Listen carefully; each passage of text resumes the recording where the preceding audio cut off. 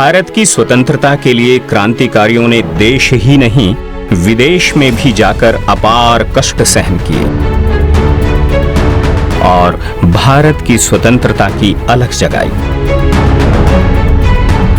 ऐसे ही एक महान स्वतंत्रता सेनानी थे पांडुरंग सदाशिव खान खोजे, जिन्होंने यूरोप, अमेरिका, सोवियत संघ, जापान और चीन में जाकर अंग्रेजों के साम्राज्यवाद को उखाड़ फेंकने के लिए संगठित मोर्चा तैयार किया था।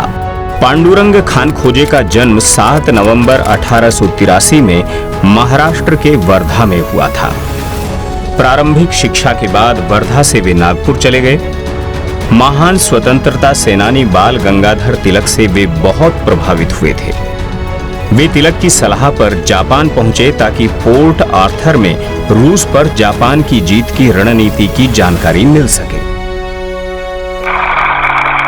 उन्होंने चीन गणराज्य के प्रथम राष्ट्रपति सन यात सेन से बातचीत के दौरान कृषि के महत्व पर भी ध्यान दिया। पांडुरंग की बेटी सावित्री ने अपनी किताब रेवोल्यूशनरी वर्क पांडुरंग खान खोजे एंड टीना मॉडेटी में खान खोजे की जीवनी लिखी है। बात उस वक्त की है जब अमेरिका का सैन फ्रांसिस्को शहर भूकंप से पूरी तरह तबाह हो गया था। उसे फिर से बसाने के लिए मजदूरों की जरूरत थी।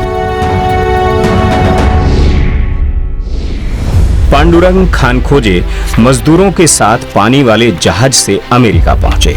वहां उन्होंने होटल में बर्तन धोने, वेटर का काम करने और अस्पताल में सहायक का काम किया। इन कार्यों से मिले पैसों से उन्होंने यूनिवर्सिटी ऑफ कैलिफोर्निया बर्कले में कृषि की पढ़ाई की।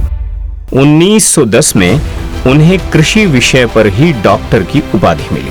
अंग्रेजों से सशस्त्र संघर्ष के लिए उन्होंने माउंट टैमालपैस सैन्य अकादमी में हथियार चलाने का पूरा प्रशिक्षण लिया। इनके अमेरिका पहुंचने का मूल उद्देश्य दरअसल यही था। खान खोजे पंडित कांशीराम और सोहन सिंह बखाना को साथ लेकर स्टैमफोर्ड यूनिवर्सिटी के प्रोफेसर लाला हरदयाल से मिले। अमेरिका में गदर पार्टी की स्थापना हुई। गदर पार्टी का प्रहार विभाग खान खोजे के हाथ में था, जो क्रांतिकारियों को बम बनाने और पिस्तौल चलाने आदि का प्रशिक्षण देता था। पहला विश्व युद्ध शुरू होते ही अमेरिका में भारतीय क्रांतिकारी दूसरे अंतर्राष्ट्रीय क्रांतिकारी गुटों से सहयोग करने लगे। गदर के कार्यकर्ता ब्रिटिश सेना में असंतोष फैलाने लगे। गदर को जर्मनी और तुर्की से सहयोग मिला, जिसे अंग्रेजों ने हिंदू जर्मन षड्यंत्र नाम दिया। जर्मन सेना मध्य एशिया से भारत की तरफ बढ़ने लगी। जर्मन सेना के लीडर विल्हेल्म वासमस से मिलकर खान खोजे ने एक फौज तैयार की ताकि बलूचिस्तान के रास्ते भारत में दाखिल हुआ जा सके।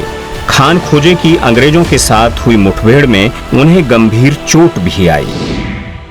बगदाद और बुखारा में उन्होंने अंग्रेजी शासन और अंग्रेजी साम्राज्यवाद के खिलाफ जगह जगह पुस्तकें और पर्चे बांटे। वस्त में अंग्रेजों ने उन्हें घेर लिया। वे घायल हो गए और गिरफ्तार कर लिए गए।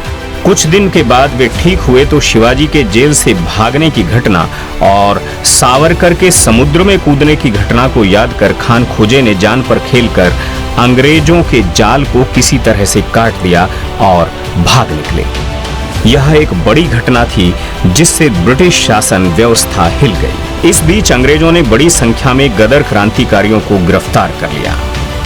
1916 से 1919 तक खान खोजे ईरानी सेना में भर्ती होकर अंग्रेजी सेना से लड़ते रहे।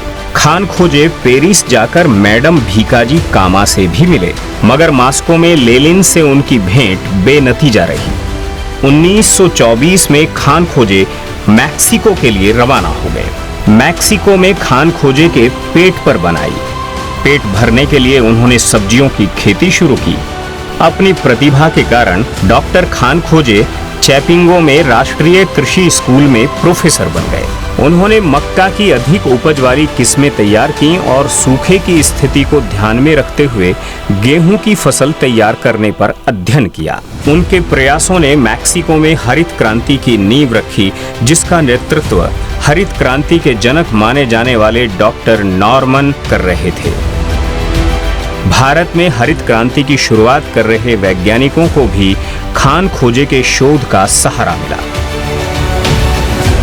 टीना मोडिटी की खींची गई तस्वीरों और भित्ति चित्रकार रिवेरा की बनाई गई पेंटिंगों के कारण ने खान खोजे और उनके शोध को बहुत प्रसिद्धि दिला दी। भित्ति चित्र में खान खोजे एक मेज के चारों ओर बैठे लोगों के साथ रोटी तोड़ते हुए दिखाए गए थे। इसका शीर्षक था हमारी प्रतिदिन की रोटी, यानी आवर डेली ब्रेड।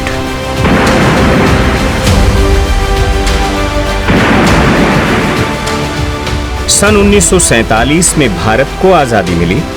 स्वतंत्रता के बाद से पत्नी जैन और 2 बेटियां सावित्री और माया के साथ वो भारत वापस आ गए। उन्होंने जीवन के अंतिम समय में दर्शन और धर्म का अध्ययन भी किया। 22 जनवरी सन 1967 में 81 साल में डॉक्टर पांडुरंग सदाशिव खान खोजे का निधन हो गया। उनका जीवन असाधारण था, जो शुरू तो हुआ अंग्रेजों से लड़ने वाले एक क्रांतिकारी के रूप में, लेकिन अंत हुआ एक ऐसे क्रांतिकारी के रूप में जिसने विदेशी जमीन पर लाखों लोगों की थाली में रोटी रख दी।